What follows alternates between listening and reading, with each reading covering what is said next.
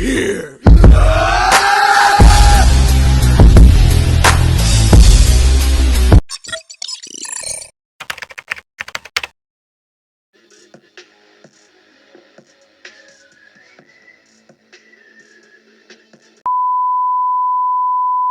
Decepticons engage.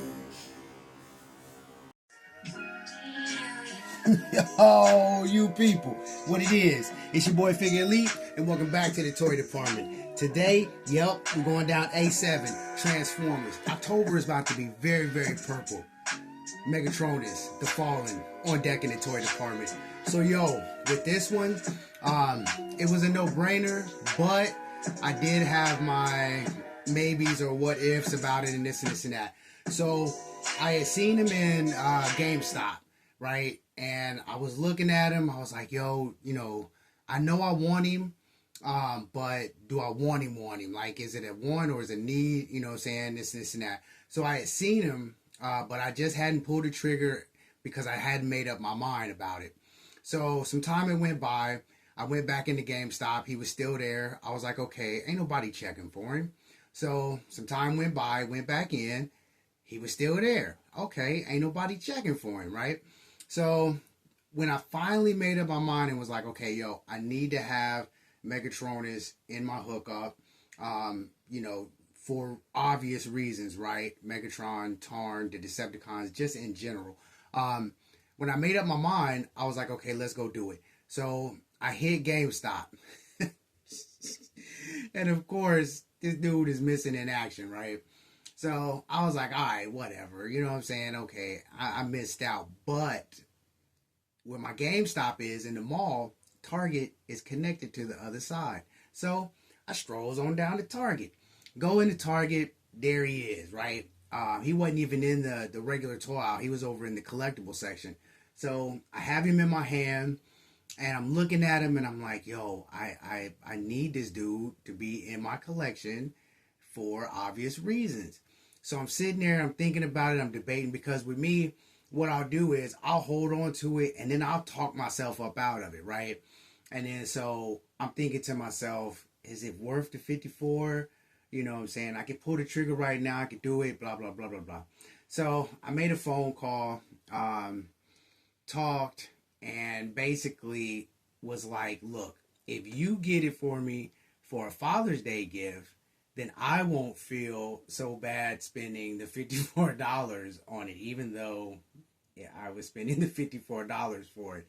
So that's how it went. So I walk out of Target with this cat, and I don't feel any issues with it. I'm good to go. I'm like, okay, it's my Father's Day present, and that's kind of where that stayed. Now the problem is that I didn't get to open him or have him in my possession until Father's Day, and this is just this past Father's Day. So I didn't get to have him until then. So there was a wait period, and then it was kind of like I was itchy because I wanted to feel him. I wanted to like get him in my hands, mess with him, transform him. You know what I'm saying? Put him in some poses. I wanted to see exactly what the deal was with him. And that was pretty much it. So Father's Day came, first one I busted out, right? So I'm messing with him. Everything is good. Like, I don't have any issues with this particular hookup. I do have the only issue that I do have actually is that, and I've seen this in other videos, that everyone complains about this right arm right here. And there's fixes to it. It feels a little loose and can't really tell right now because I got him posted and I worked with him a little bit, especially after transforming. Get some of them joints in there to do what they need to do. I kept him in tank mode. And then transformed him back out of it and kind of posed him up, put the Requiem cannon on him, and then, this is where we're at with it. So really no issues. The purples, I love the purples, of course. This dark gray, black gunmetal that they got going on with it. The little blaster up here with the little missiles in it. The character himself, what I'm saying, it's Megatronus. It's not the one it's not the one from Dark of the Moon. I did not appreciate the disrespect that they gave him for that. Just the way he looked, it was like, okay, I know who this is supposed to be, and he don't look like him at all. So I was a little upset about that. I got over it, but you know what I'm saying, all in all, you know, just to have the character, especially what I want to do with him in hand, and I know he's here with me. Everything, you know, pretty much worked itself out. So after all that, Megatronus, the Fallen, first Decepticon.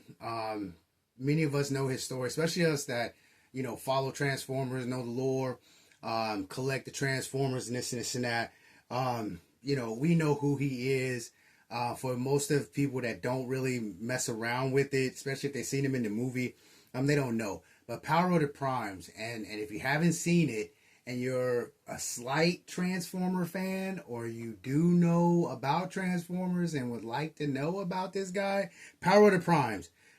That's kind of where you could start out, especially if you don't feel like digging into the crates and going, you know, all out with the comic books and whatnot. But Power of the Primes, and he is the Fallen. The Fallen comes from when he kills, you know, Solus Prime. She's the one that forged that Requiem blaster. I mean, she pretty much did work with this, and it being so powerful, she was like, no, I need to take this back. You know what I'm saying? You don't need anything like this. He like, you don't trust me with this type of weapon.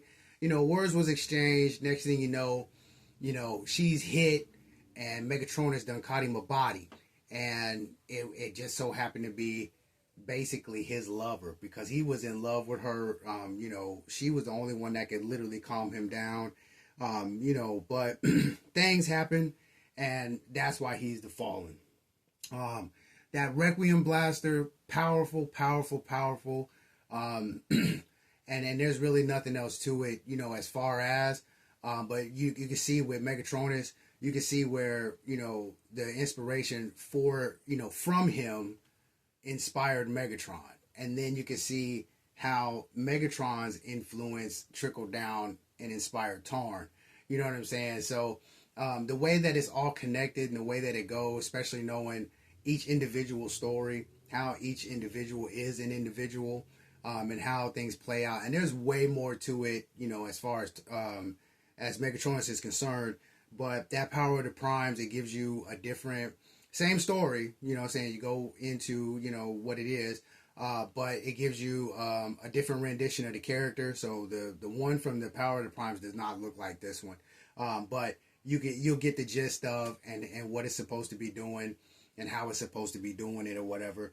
But this fig, this character, to have him in my collection is what it is. I am not completing or like doing all of the 13 primes.